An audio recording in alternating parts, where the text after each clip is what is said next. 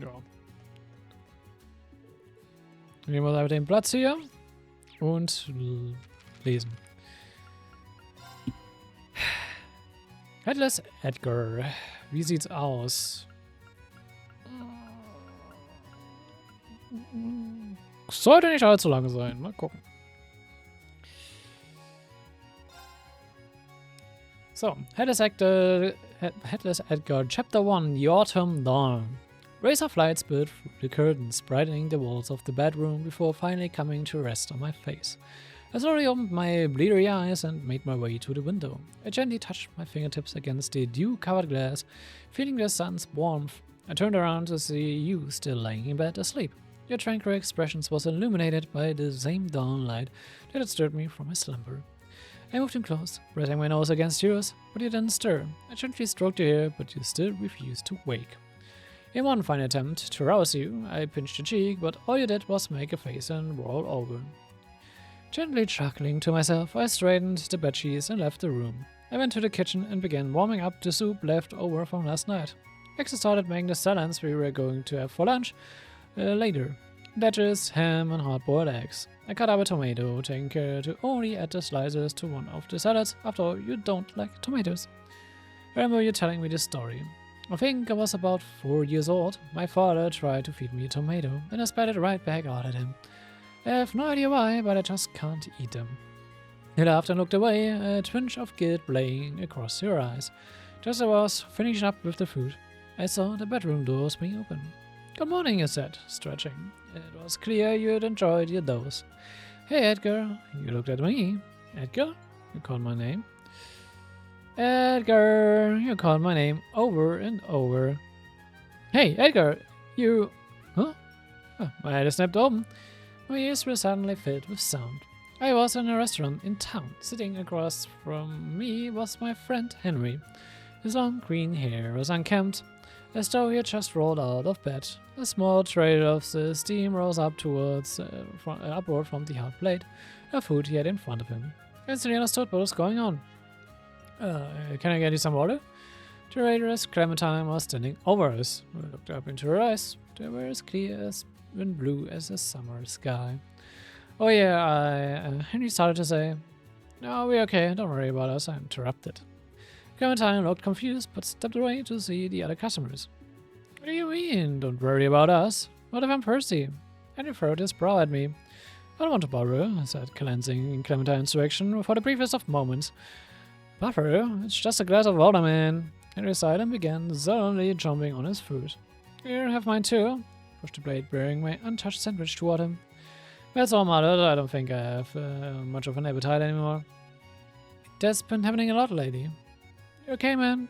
Henry's dour expression turned to one of concern. Oh, sure, I keep getting flashes of this one scene. It feels like a memory, but I don't recognize it at all. I raised my gaze and stole another glance at Clementine as she walked through the restaurant, smiling and talking with the customers. He followed my gaze toward her, and a look of understanding came over his face. Well, now that I think about it, this all started after you noticed her, huh? After you first noticed her, huh? I should have known. I've seen the sad eyes of a lovesick fool before. He nodded to himself knowingly. Is that what it is? I questioned Henry, that I couldn't take my eyes off Clementine. Well, I guess you know best, Henry. As I spoke, Clementine noticed my gaze and gave me a warm smile before returning to her book.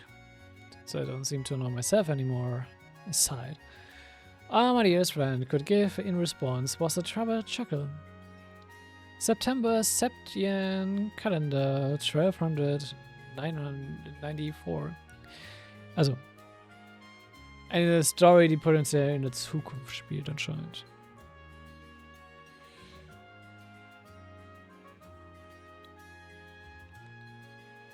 Oder es ist ein Teilbond, spielt in 1194, aber ja. Hey man, home to the headquarters of the Epstein Foundation. I had planned to devote my heart here to performing research alongside the other members of the foundation, but then I fell in love. Chapter 2, my name. Where did my feelings for Clementine first start? I couldn't remember the exact day. All I knew was that for whatever reason, I couldn't stop thinking about her. Every day I'd find myself going to the restaurant. Once I got there, I'd spend my meal watching her, gazing at her flaxen braids swinging behind her as she flitted to and fro. I wondered what she thought about me. Did she like my voice? Did she think I was handsome? Did she feel the same way I did? Those thoughts would bubble up in my mind, then fade away. Hey, people don't like it when you stare at them like some kind of creeper, you know? Henry interrupted my thoughts with his usual blunt tone. We were at a restaurant just like any other day. But I'm not a creeper, I said, briefly tearing my eyes off of Clementine. A fresh look that told me he was unimpressed with my response. Look, I come here with you every day, and you just sit in a corner and stare at her. At this rate, I'm worried that when they toss you in jail for stalking, they'll throw me in there too as their accomplice. Is coming every day all it takes for me to be a stalker? I asked. No, but that's not the issue. Wait, why am I even explaining this to you? Henry's frustration with me was clearly mounting. Because we are pals, I answered, without an exaggerated sigh, and threw his hands up in his feet. After a moment, however, he put on a serious expression and leaned in towards me. But for real, man, what are you going to do? Do you really just plan to come here day after day? Yeah, I can't really think of anything else to do, I shrugged. Henry shook his head at me. Come on, that's not gonna get your feelings across to her. Then what do? I asked. I just gotta tell you how you feel. Just go over there and say it. Brace yourself for the worst and just say it.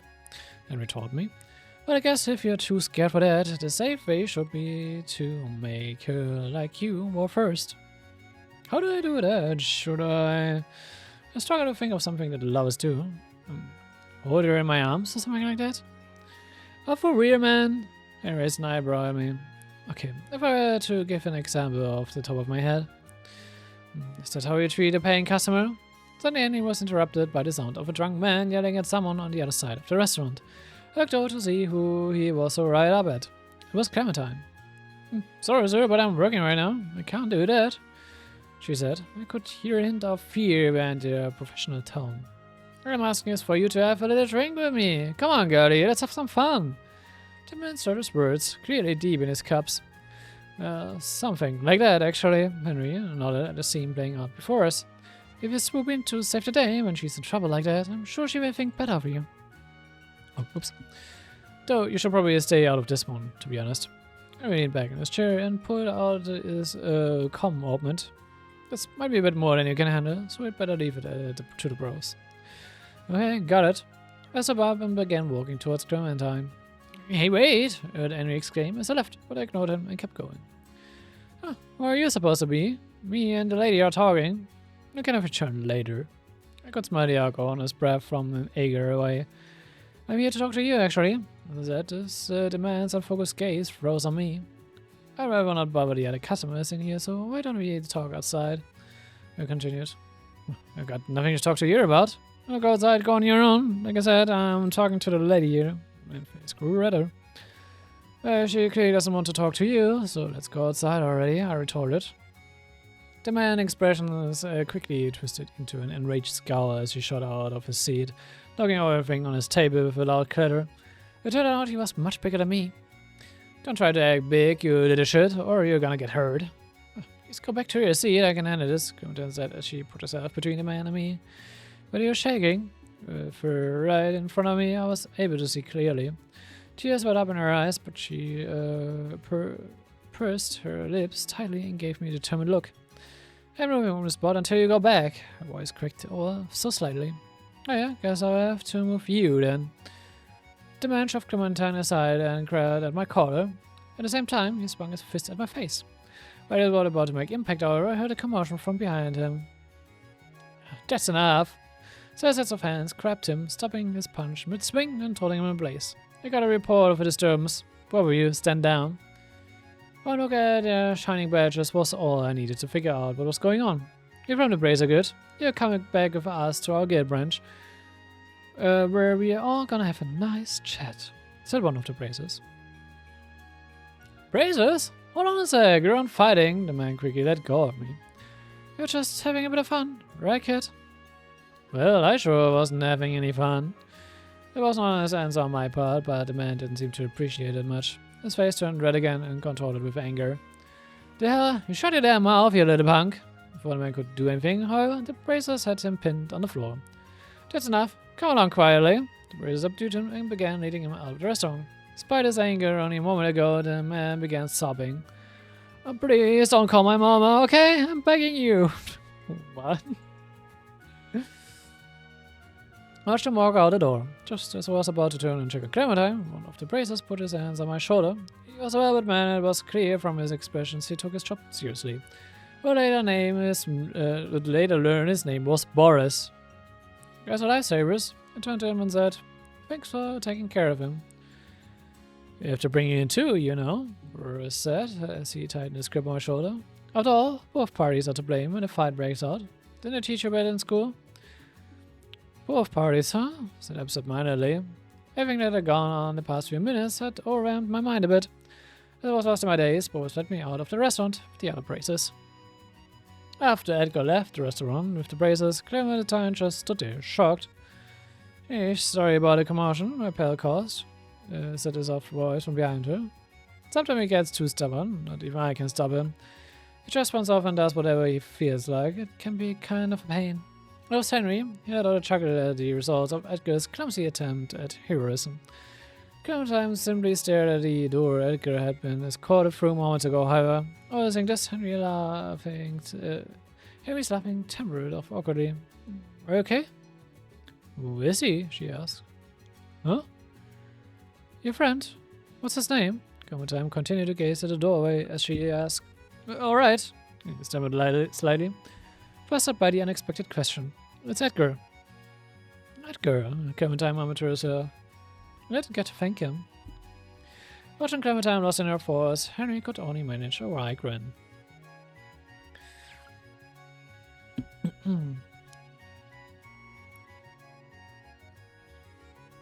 Wollen wir mal ein bisschen was trinken? Wenn meine Stimme nicht komplett abkribbelt. Chapter 3, The Setting Sun. The bracers' questioning went by quickly, and they released me once I was able to explain the situation. The other man was released as well, though not before a stern lecture. Sure, you're a pain, you know that. Apparently, the next day, he was already annoyed with me. I told you to wait, didn't I? He said, the crease in his forehead growing. What would you have done if you got hurt butting in like that? What even possessed you to jump in anyway? I think Henry didn't lay into me like this until the bracers' questioning. Until much later in the day. Clementine was in trouble. You told me if I helped her, she would like me, right? I responded.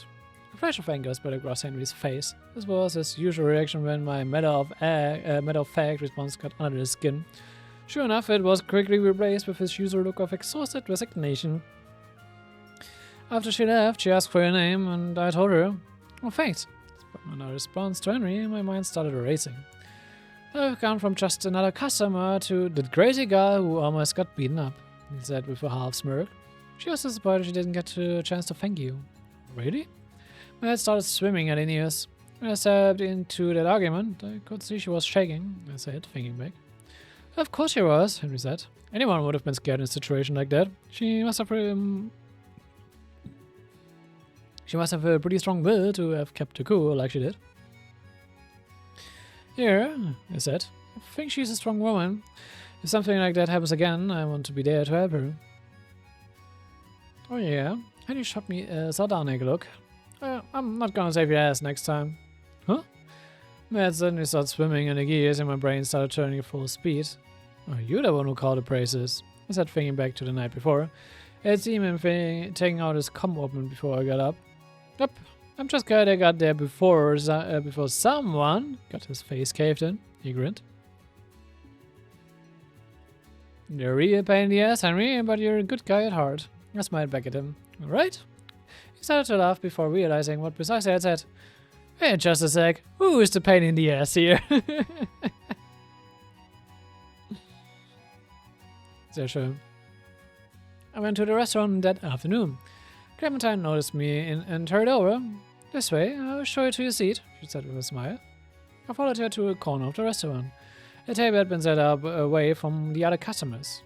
I was a little worried he wouldn't come back after what happened yesterday, she said sheepishly. Don't worry, something like that isn't enough to scare me off, I laughed. But what about you? How are you doing? I feel terrible, she said. Maybe you had handled things better. You hadn't been dragged off by the braces. That wasn't your fault. I just jumped in because I felt like it. I said, having out my chest. Just a teeniest bit. But she started. Besides, it's not in a way to protect me too, right? Smiled at her. We helped each other out. She smiled back, blushing ever so slightly. Even so, I still want to show my gratitude. Today your meal's on the house, so get whatever you like. The same goes for your friend. Clementine quickly looked around, realizing Henry wasn't with me. Oh, he couldn't make it today, he said. So I guess I'll just have to eat his meal too. Both of us burst into laughter. By the time I left the restaurant, the sun was setting. Thanks again for the meal, I said. I really enjoyed myself. Clementine walked me to the entrance. Glad to hear it. To be honest, I was worried you might have been bored. You had this dreamy sort of look on your face. What? No, there's no way I could have been bored. After all, I stumbled over my words and trailed off. Clementine stared at me, confused by my babbling. I mean, the weather's so nice today. Yeah, that's it. I stumbled out of the first thing that popped into my mind. But it just confused her further. Well, what does it have to do with anything? She asked. I guess it doesn't. I broke down into a nervous laughter, but Clementine just giggled along with me. You're so funny, Edgar. I hope you come back soon. I'll be waiting for you, she said. Oh, you'll be waiting too. Anything you need, just let me know. You can count on me whenever, I told her. Huh? She still seemed a little confused, but she smiled at me. Right, I'll just do that. I'm serious, I said. I want to be there for you anytime you need me. She let out a little gasp. Well, a little roundabout, but my words had gotten through to her. If you excuse me then, I gave her one more smile before I headed out. I began walking home, but after a moment I heard someone calling my name from behind. I turned around to see you there, waving at me. Your bright smile shone all the more brilliantly as the golden light of the setting sun washed over you. Chapter 4, Where the Fireflies Are. I wound my way through the local canyon. Das ist, by the way, das, wo der Bracer Headquarter war. The local canyon. Das ist immer mit Estelle und so gewesen. Mit Estelle und, mir fällt der Name gerade nicht ein.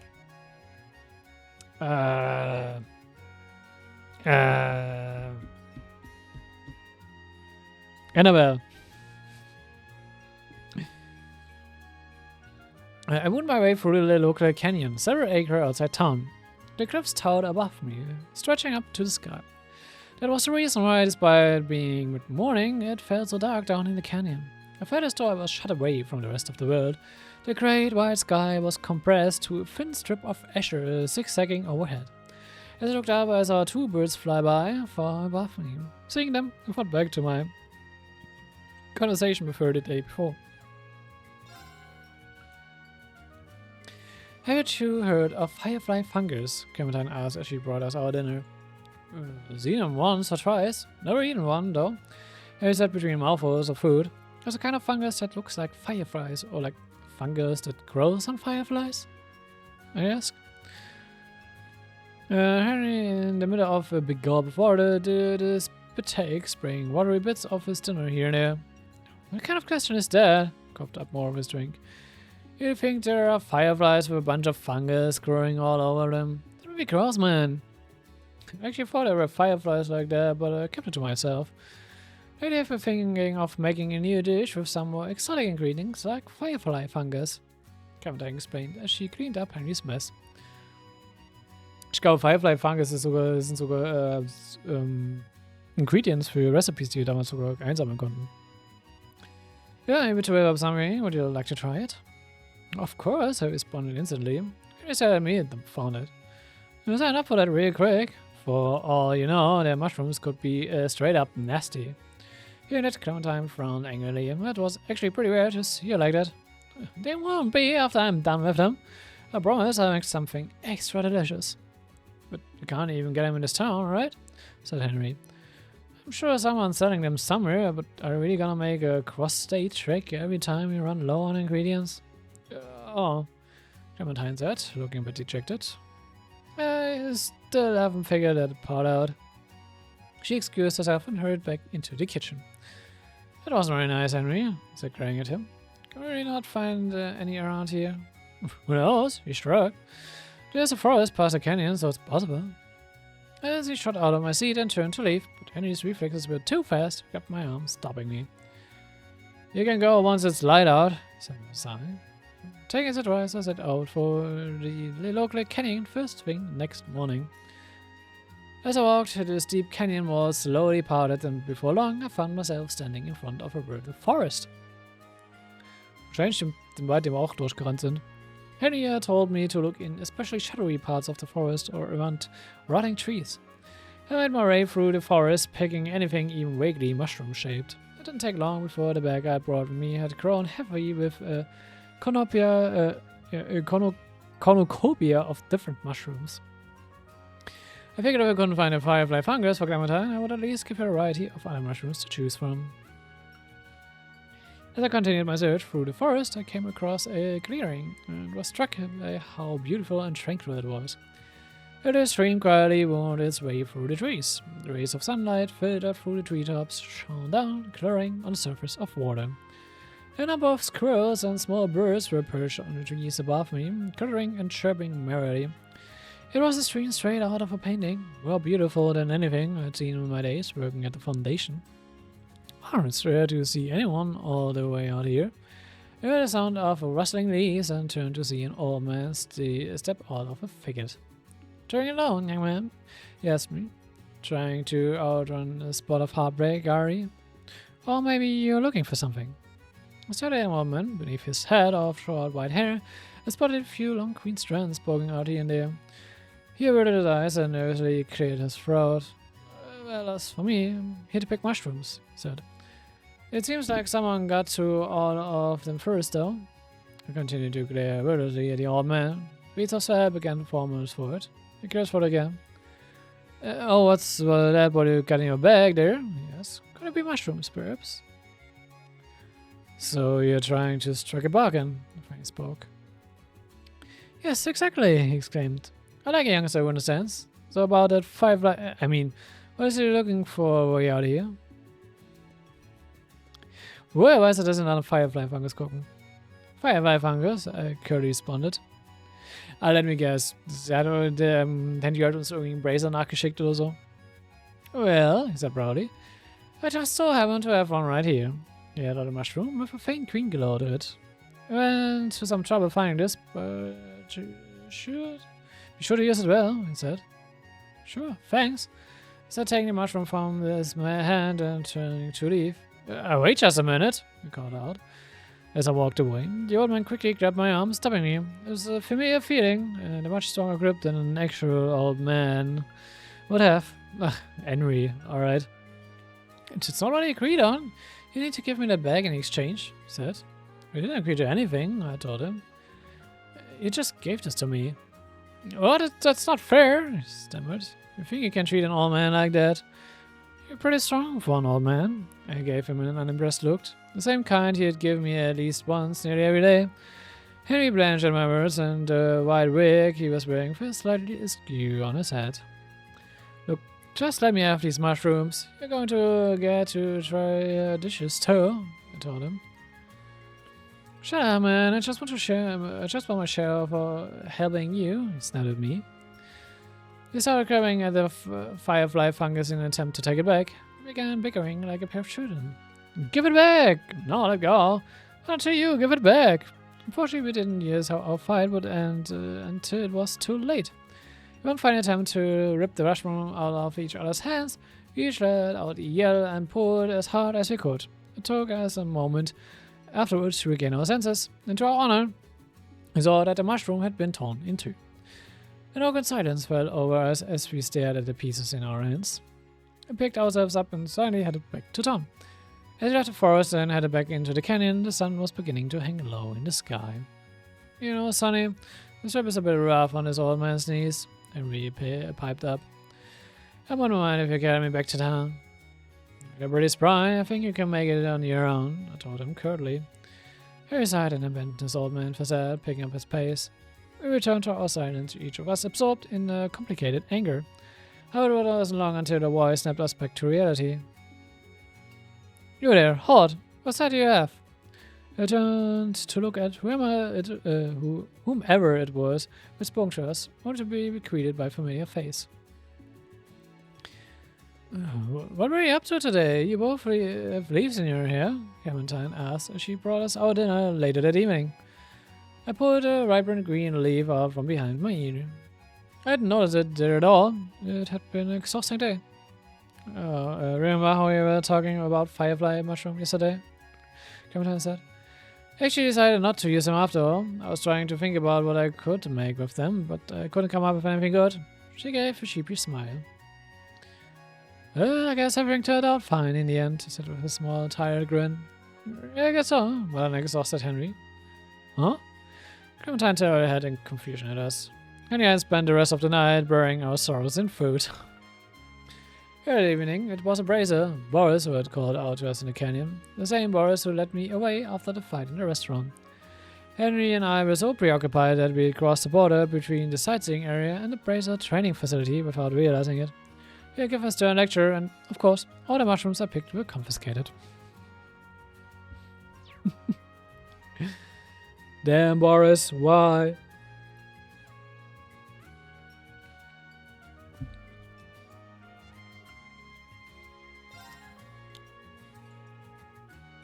Chapter 5, Real Trust.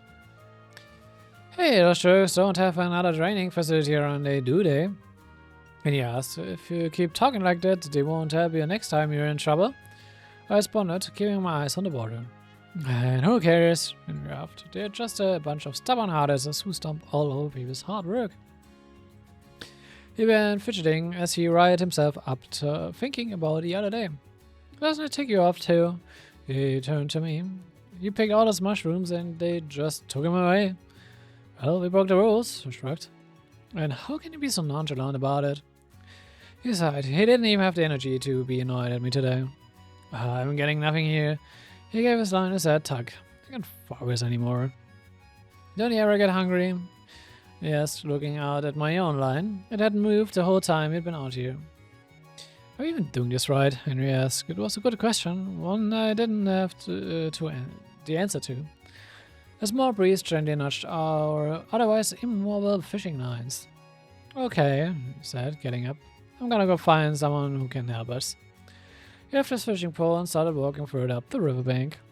We are back in the local canyon. After our disastrous mushroom hunting mission, we had pulled ourselves together and decided to go fishing in an attempt to catch something good for Clementine. After a while, Henry returned with comedy. For things like this, it's best to get help from a pro, he explained, so I found us one. From his head and jacket to his rod and the tackle box slung over his shoulder, the man Henry brought back with him was the very picture of an expert angler. I found him fishing just a bit upstream, Henry told me. He said he's from the Fisherman's Guild. Can't get much more of an expert opinion than that. The fisherman smiled. Oh, I'm always happy to help all young anglers like yourself, he said. We exchanged greetings, then it was time to get down to business. So what exactly are you two after today? The fisherman asked. I were a fish, I told him. I wanted to give it to someone. It's a little vague, he scratched his chin. But I'm definitely on board with giving a fish as a gift. If you're after something rare though, you will need the right bait. The fisherman picked up our fishing poles and examined them. Brockers rods, huh? He furrowed his brow a little. That's all we're able to run in town, sir, I told him. How are you gonna caught him, sir? Henry whispered to me. What bait are you using? The fisherman asked. Worms, I replied. The fisherman raised an eyebrow and sure his head at us. Are you sure you're trying to catch a big one? He asked. We thought we'd get some bites if we came around lunchtime, I told him, matter-of-factly. When the fisherman heard this, his other eyebrow quickly shot up to join the first one, and then gave an incredulous sigh and pulled a spare rod out of his pack. Here, he says it's some metal rod trident. It's specifically made for catching big fish, he said, handing me the fishing rod. Use live medium-sized fish as bait. What about me? Asked Henry. What do I do? You'll be catching the bait fish, the fisherman told him.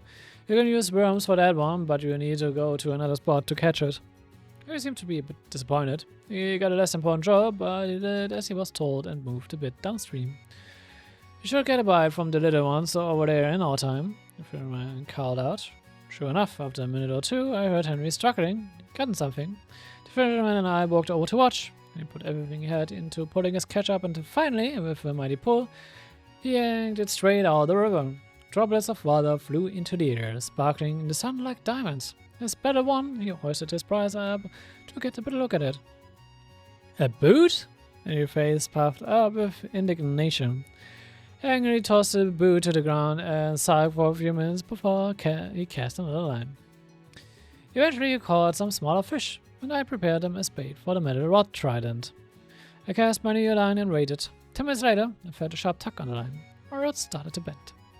A shadow appeared in the water, and the surface of the river began to thrash. I waited until the line stopped moving, then tugged with all my strength. A huge fish flew up from the river, attracted to the shore, and held it up for everyone to see. The fisherman, impressed by its size, let out a whistle. "Those long whiskers, some pointed teeth," he murmured to himself as he took a good look at the fish. "It's definitely a Garvels. Is it rare? It's rare to catch one here," he said. Alles sagen, die wir schon mal getan haben. Die hatten selber mal die Rods, wir hatten selber mal den Bait genutzt, wir haben selber mal den Garvels gefangen. He said, still examining the fish. They are known as lake bottom brawlers, and true to the name, are usually found in muddy areas at the bottom of lakes. I was elated to have caught such a rare fish, but the fisherman's expression was more serious. Something wrong? I asked. I'd like to make a request. The fisherman strained his posture. Would you let me have this Garvels? We looked at each other in shock. Hey, you know anything about charging us? You got the fisherman. Don't answer them, please, the fisherman said. I'm not trying to scam you or anything of the sort. I want to bring this fish back with me to the fisherman's good. Trying to add someone else's catch to your collection? His brow was still furrowed. It's pretty lame, wouldn't you say? Well, I agree, that's not the reason I want it all. The fisherman, still bearing the same serious expression on his face. I'm interested in the ecosystem here. I'd like to find out why a lake-dwelling fish is all the way out here. Also, you continued, this fish has a bit of a reputation as a man-eater. What? He jumped a good acre away from the fish as it flopped on the end of my line. It's only an urban legend, said the fisherman. They will cough up drinkers from time to time. If it happens to have eaten anything valuable, I'll let you have it. Oh, does that sound for payment? You're seriously trying to bribe us with some dead person's jewelry? Henry exclaimed from behind a nearby tree. No, please listen. The fisherman remained calm. The man-eating part isn't true. The fish will just swallow shiny objects that fall to the bottom of the lake. Yeah, I like this story. Henry still regarded the fisherman with fisherman's suspicious glance. He then turned to me. Should we do? I had no reason to trust this random fisherman, but he didn't seem like the kind of person who would lie to us. Alright, I said, you can have it. Thank you, I'm adept. He took off his hat and gave me a short bow. I'll be able to find you to deliver your payment. You're looking at a restaurant in town, I told him. Understood, I'll be back in a few days. The fisherman said as he began to pack up his supplies. I need to transport this fish quickly, so I'll be headed out now. I took another look at the fish. Will this fish die from the research you're going to do? Asked the fisherman, simply laughing at my work expression. Oh no, he said. I see to it he's well taken care of. Wave to us one last time before heading off the fishing town. You think it's a good idea to trust that guy? And he asked as he watched the fisherman leave. You know there's a chance you'll never see him again, right? I bet the fish is happy it went to someone like him, I said, mostly to myself. What are you talking about, man? Henry, raising an eyebrow at me. You're right, and he never comes back. Shrugged, then that's just how it is. We just have to go fishing again. Just like that, he sighed. I really trying to sound nonchalant about it, Ira. Do you know why I like Clementine so much, Henry? I asked. Huh? Henry seemed taken aback by the question. I have no idea why myself, I admitted. That's just how it is. But we started picking up and heading home. And he was silent for the entire trip back. Chapter 6. Things I Want to Protect. Memories are strange things. I heard you speaking to me from far away. We have memories, both good and bad, and then without realizing it, we forget them. I said nothing, but it seems like the angry, sad, and bitter memories are the ones that stick around the longest. I remained silent. If that's true, then I want you to be my side for every clumsy mistake and awful day I have, because I want to remember every moment I spent with you. Edgar? The voice struck my mind like rivets on a still lake, and my consciousness slowly returned to me. I was walking through the canyon. Clementine was at my side. We had just finished delivering food to the Braces training facility, and we were on our way back to town. Oh, sorry, I was just lost in thought, I said, rubbing my temples. Clementine put her hand to my forehead to check my temperature. Well, it seems like you don't have a fever or anything, but if you're not feeling well, you should rest. She grinned at me and continued walking ahead. Watching her, I wished this moment when I went. Why did you ask me to come with you that day? The vision I had of you speaking to me, was it real or just a wishful daydream?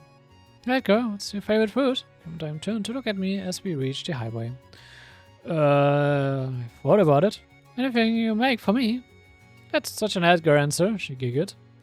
Okay, then I'll make you something once we get back. Oh, really? That sounds great. I said, I'm looking forward to it.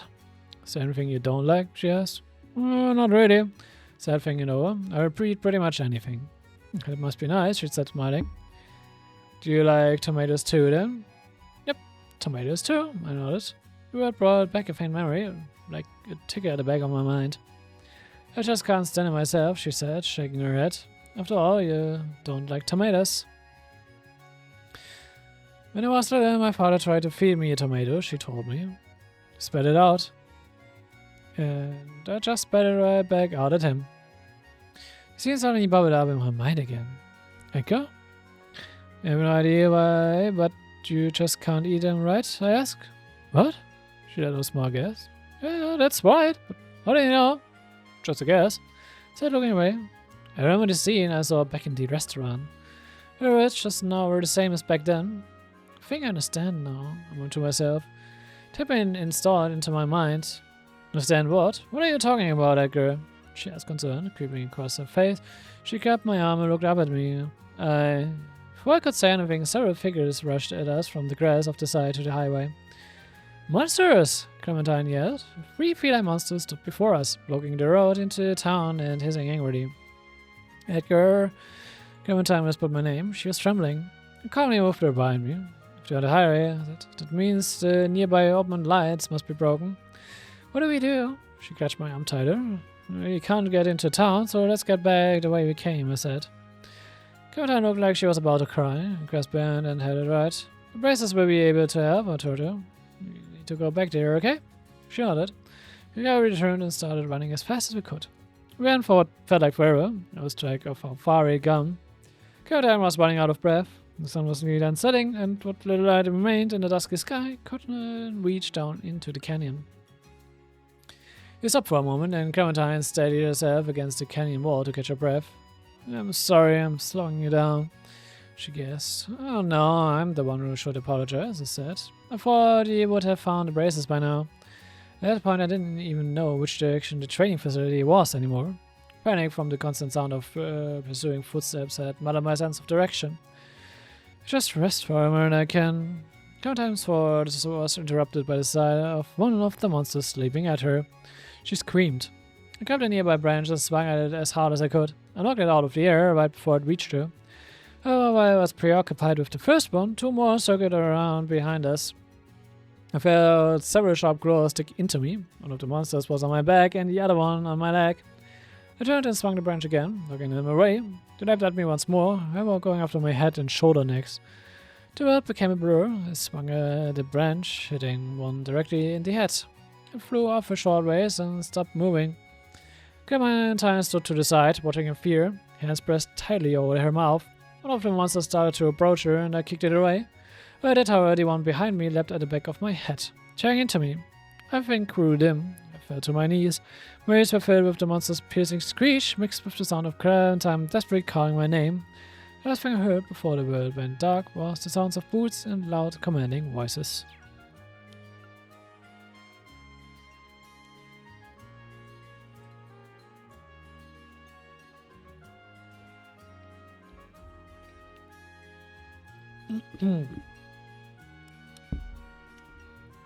Chapter 7. No place to shed. All I could do was call his name as I watched him fall to his knees. He glanced at me, his eyes telling me to run away before I slumped to the ground. I ran to his side, but before I could check on him, I noticed the 2 remaining monsters linking towards us. The branch he had dropped was much too heavy for me to use. Oh, wir haben POE geswitcht. Merke ich gerade. It's Clementine's POE. I started screaming as loud as I could, begging for anyone to come save us. After a moment, I heard heavy footsteps running towards us and the voice called, "Over here!" A group of braces went up, easily taking care of the monster that terrorized us. "Sorry it took us so long. Are you injured?" asked a female bracer. I shook my head at her, but then turned to look at Edgar laying on the ground. The other bracers crowded around to check on him. This guy... What is this? Do we take him to a hospital or... Gonna hear bits of their whispered conversation. We'll take the man back first, one of the bracers told me as they started to move Edgar. Is he going to be okay? I asked. I can't say, the bracer said, looking away. They carried Edgar away before I could even get a glimpse of him. The rest of the bracers stayed behind to escort me out of the canyon. He was sorry he had to go through that. He'd get us all nice fixed as soon as possible, the female bracer said. She told me her name was Bella.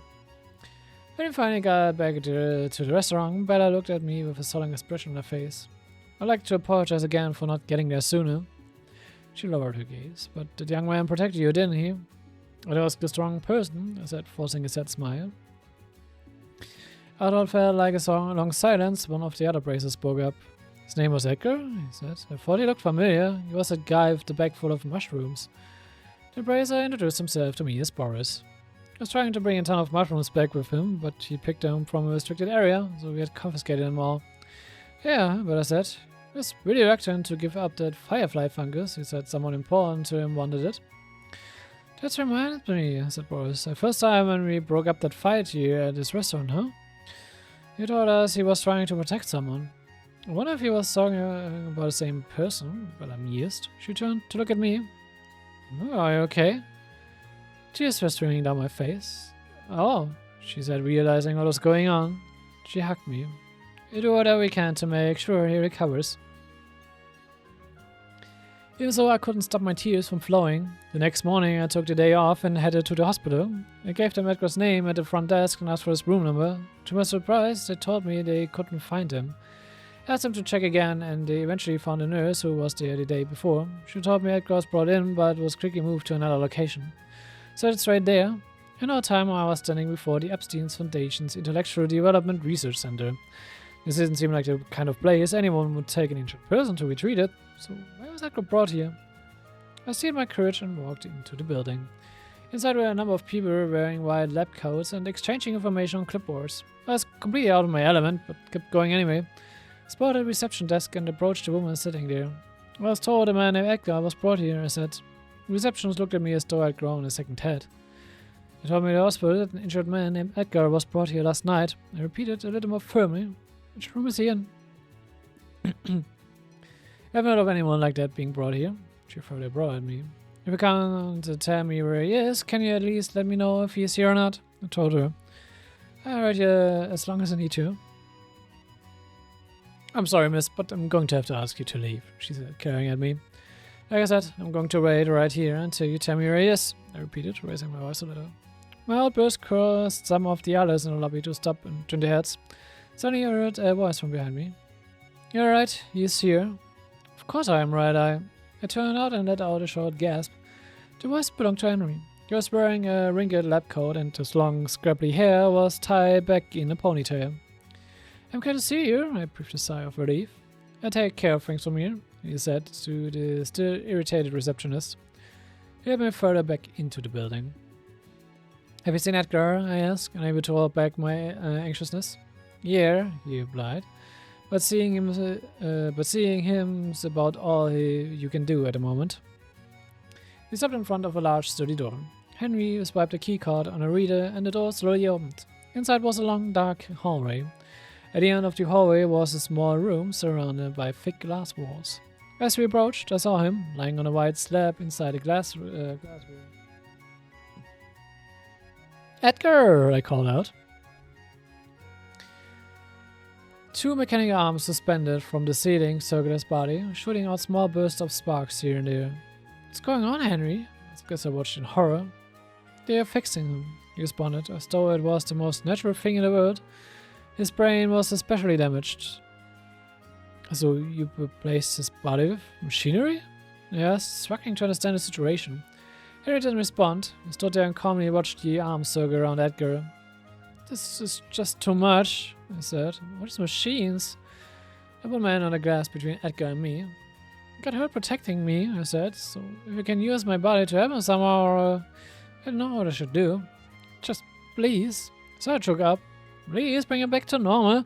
I promised him I would cook something for him, so please. You don't have to worry about that. The voice was so cold and clinical, it took me a moment to realize it was Henry speaking. He hadn't taken his eyes off Edgar the whole time. I don't think he wasn't afraid of fighting that big drunk, he asked me. How could he keep running that whole time without getting tired? Why didn't he bleed a single drop of blood after those monsters clawed him? Did I think it was strange? I looked at Edgar as he lay on the slab. His tranquil expression was illuminated by the sterile white light shining down from above. We didn't replace his body with machinery, Henry said quietly. He was like this from the start. He sheds no tears, no blood runs through his body, and no heart beats in his chest. But he's not a normal machine. He is an artificial intelligence wearing human skin. Yes, we have AI! This is an AI story.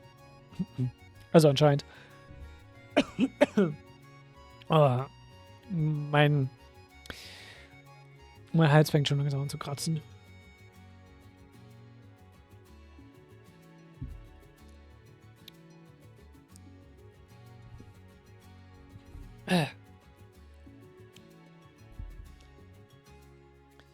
Chapter 8. Don't let go. I don't understand, I stammered. What are you talking about?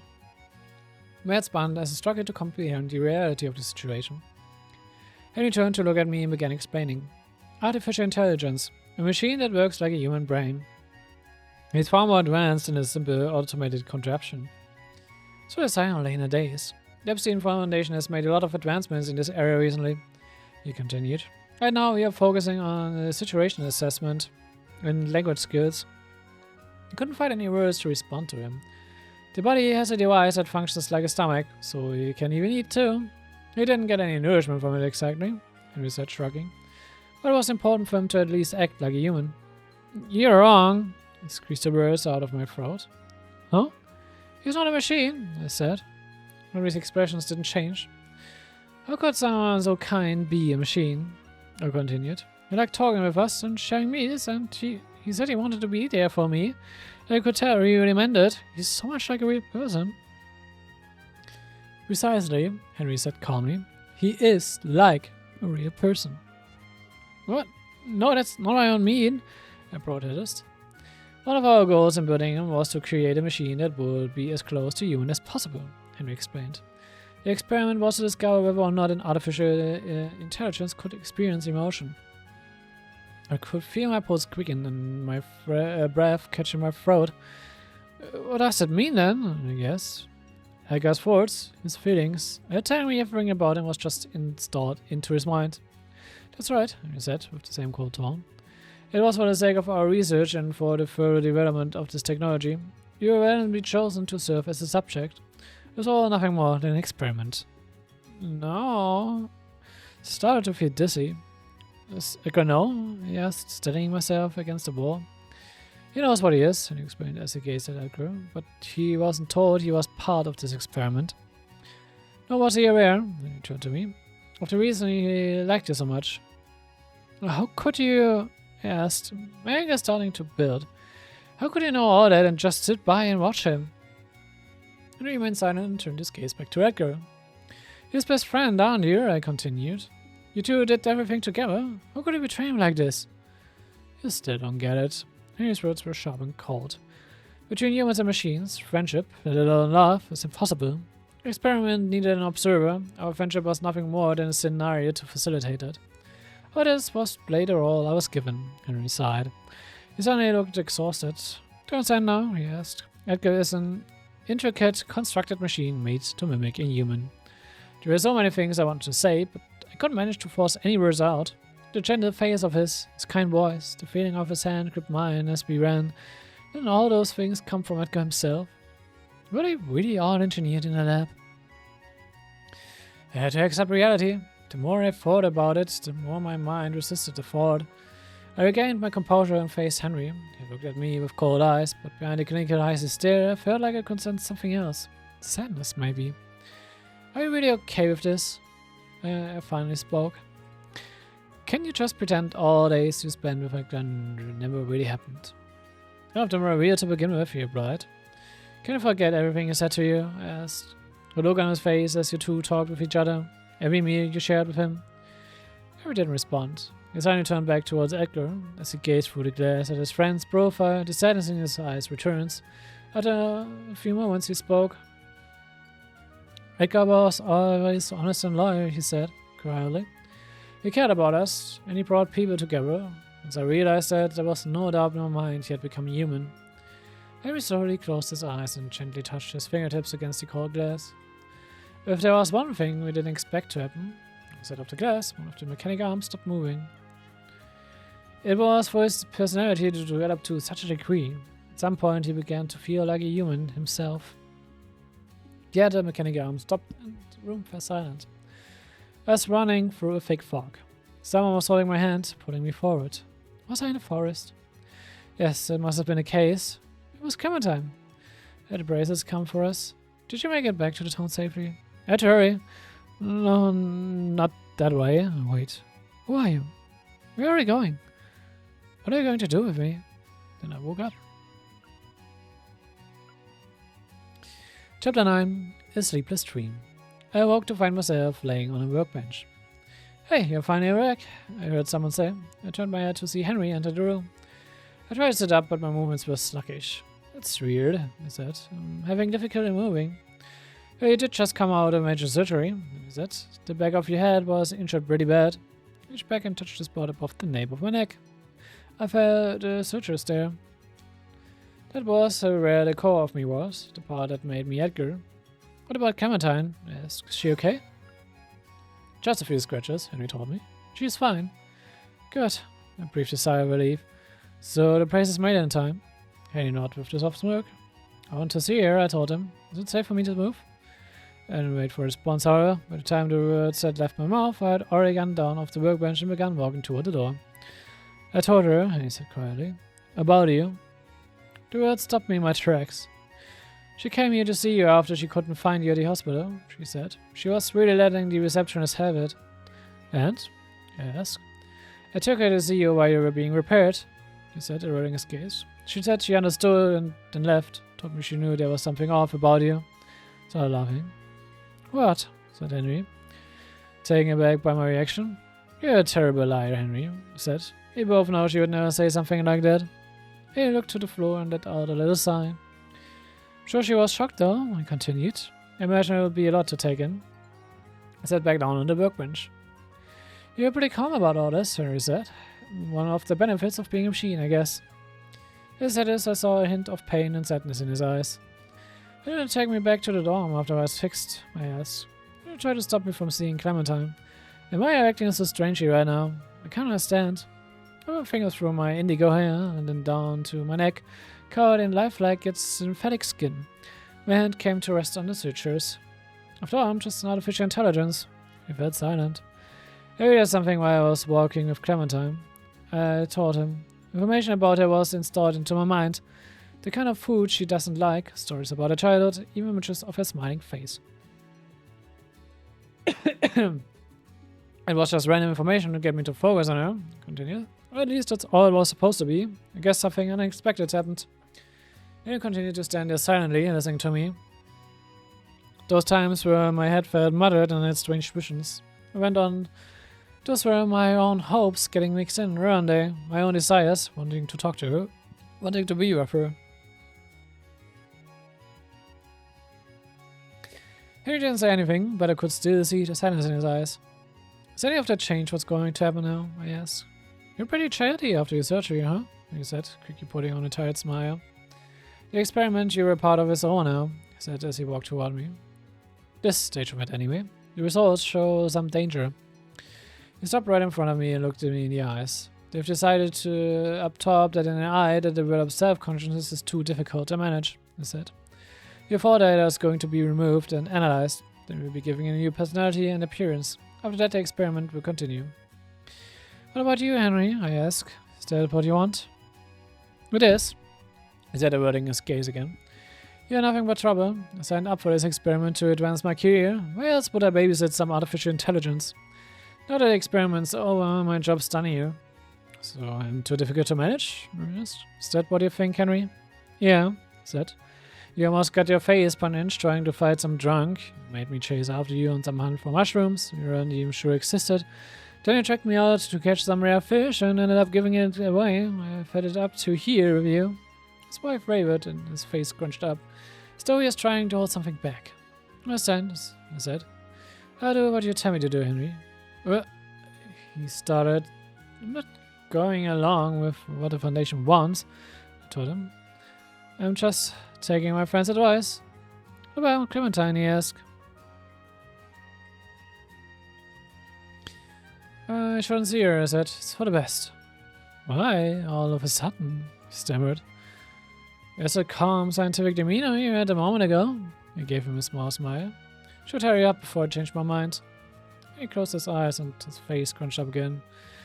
No matter what happens to me, I'll still think of you as my friend, that's all, I said as I lay back down on the workbench. Edgar. His voice wavered. It feels like it's been a while since I've heard you say my name, I said. I turned away and began preparing the equipment. I could hear the machinery begin to hum around me. I felt my body getting lighter, threatening to float away. My eyes were open, but I couldn't see anything. It felt like I was the only one there. Suddenly I felt a pen and paper put in my hands. He must have brought them to me to write a letter. I had no idea where to start though. There's so much I wanted to say, but I didn't know where to begin. My hand holding the pen started shaking. The only lines that made it onto the paper were worthless scribbles. I needed to thank her. I needed to tell her I was sorry, and also... It was evening, and I was at a restaurant, working like always. I had nowhere else to go, and work kept my mind occupied.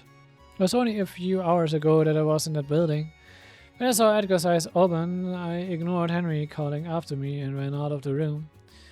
If we were never going to be able to see each other again, I thought it would be best if he didn't see me there. I couldn't pretend it had never happened, but I needed to forget. I decided that was the only way I could keep myself going. Excuse me, miss. A voice from behind me shook me out of my thoughts. Oh, sorry, I said. I'll be right with you. I quickly wiped the tears from my eyes and turned around. A middle-aged man was standing at the entrance to the restaurant.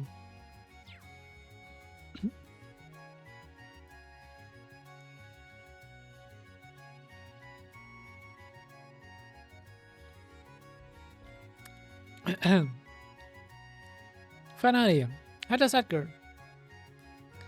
Is a young man named Edgar here? The man asked me.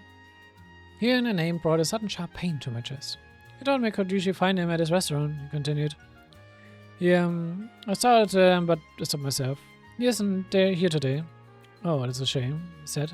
How about Henry? Shook my head, he let out a disappointed sigh. Well, if you see either of them, could you let them know I'll be at the inn? As he turned to leave, I noticed his jacket had an emblem with a fish on it. I promised him I would, but after he left, I regretted not telling him Edgar wouldn't be coming back.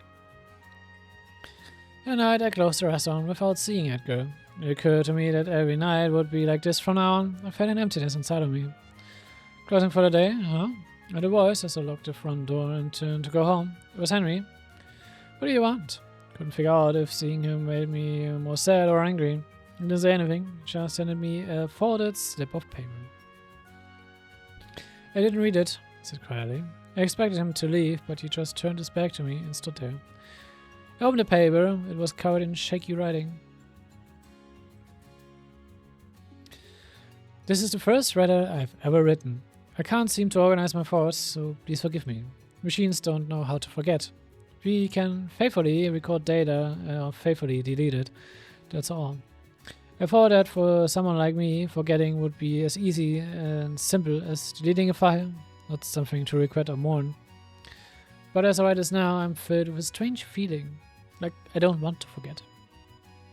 It's because I met you. You who accepted me, despite the fact that I have no blood in my veins and no heart in my chest. You saw me not as a machine, but as a person. You brought love and beauty into the life of this simple puppet. Thank you. I'm sure it must be disappointing for us to part like this. I'm sorry for that. The lie I lived is too big to beg your forgiveness for. I only ask that you don't be angry with Henry. Finally, I want to express the feelings I've been holding in my heart since I first met you. May you find all the happiness in the world. That is my true prayer for you. I fell to my knees, crying, gripping the letter in my hands. I couldn't stop my tears, and I didn't care if my sobbing echoed throughout the dark streets. I didn't care if anyone saw me or what they thought. Edgar was the name out through my sobs. Hearing me, Henry turned around. His eyes were puffy and he had a pained expression. Please, I looked up at him. Help me. He met my gaze. I hesitated. I understand. I stood alone in front of the door and he had brought me to. Once he had gotten there, he told me it was as far as he could take me. As he turned to leave, I told him about the man who had come to visit the restaurant. His expression grew serious, but he said nothing and continued walking. When after that matter now, I took a deep breath and stepped through the door. Who are you? The room was filled with researchers in white lab coats. They rotted around the workbench. Lying on top of the workbench was Edgar. How did I get in here? Shouted one of the researchers. This is a restricted area. I returned. I walked forward. Give me Edgar, I told him. Some of them looked at each other and chuckled. Oh, you're the girl who was here the other day, said one. Know that all of Edgar's data has already been extracted for analysis, said another. The Edgar you knew doesn't exist anymore. His feelings were real, I said, my voice cracking. No, said the researcher. That's not possible because artificial intelligence are not human. Artificial intelligences. Die Mehrzahl davon klingt weird. They are simply tools. Compilations of technology and techniques. Are tools the only things you care about? I asked. The only thing you can see? What are you talking about? Said the researcher. Did you try to see the bonds he created? I pointed to Edgar. The circle of people he brought together. I feel the same way, said a voice from behind me. The man who had visited the restaurant earlier entered the room. He and I still have things to discuss, he said. I need to thank him for helping me.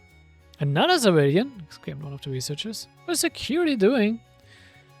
It doesn't matter what you say, said another. You're not going to stop our research for such sentimental reasons. That's fine, chime in yet another one. You can't change our decision.